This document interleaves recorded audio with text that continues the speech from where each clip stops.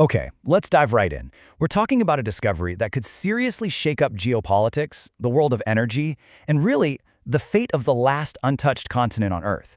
It's about a massive treasure trove of oil, found in the one place it's absolutely not supposed to be touched. So it all kicks off with this one, just staggering number, 511 billion barrels of oil equivalent. Now, oil equivalent is just a fancy way to measure all kinds of energy resources, like natural gas, with one simple unit. And this is the absolutely colossal amount that Russian research vessels say they found under the ice. To really wrap your head around that number, get this. We're talking about a deposit that is reportedly almost double the proven reserves of Saudi Arabia. It's more than 10 times everything the North Sea has produced in the last 50 years. This is a complete and total game changer. So, this huge find was reported by Russian research vessels cruising around the Weddell Sea, which is this huge, icy part of the Southern Ocean. They were using seismic surveys, basically sending sound waves down to map out what's underneath, and they found what could be one of the largest untapped oil and gas basins on the entire planet. Okay, but here's the massive problem, the huge catch. This oil is locked away in the one place on Earth where digging for resources is strictly, and I mean strictly, forbidden by international law. And that is the exact question, right? It brings us to the very heart of this conflict, and to a landmark international agreement that somehow managed to keep the peace on this frozen continent for decades. You know, for over 60 years, the Antarctic Treaty system has been this monumental success. It's preserved the entire continent as a demilitarized zone, a place dedicated only to peace and to scientific cooperation between nations. Pretty amazing, really. So the most important part for our story is its environmental protocol, which became official in 1998. Article 7 in that protocol is crystal clear. It says, any activity relating to mineral resources other than scientific research shall be prohibited. That means no commercial mining, no drilling, period. End of story. And this is where things get complicated. It pits what's being said officially against what experts suspect is really going on. Is this all just innocent science, or is it a strategic play to stake a claim for the future?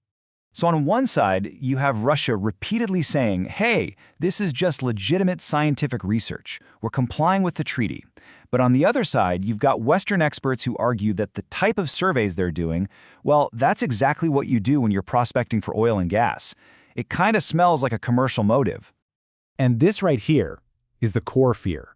As one expert, Professor Klaus Dodds, put it, these activities look less like pure science and more like a preparatory step, like getting ready for future exploitation. And that undermines the entire spirit of the treaty. But look, Russia's actions aren't just happening in a bubble.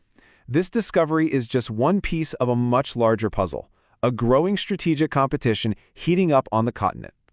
The answer, really, is that global powers are becoming more and more assertive in Antarctica. Some analysts are even calling it a quiet race for influence and for strategic positioning down there at the bottom of the world. I mean, just look at what's happening. Russia and China are expanding their footprint with new research bases. They've also blocked efforts to create new marine protected areas. And to make it all even messier, this specific oil discovery happens to be in a section of the Weddell Sea where the UK, Argentina, and Chile all have overlapping territorial claims. It's complicated. So all of this, it puts immense pressure on that international agreement that's kept the peace for so long.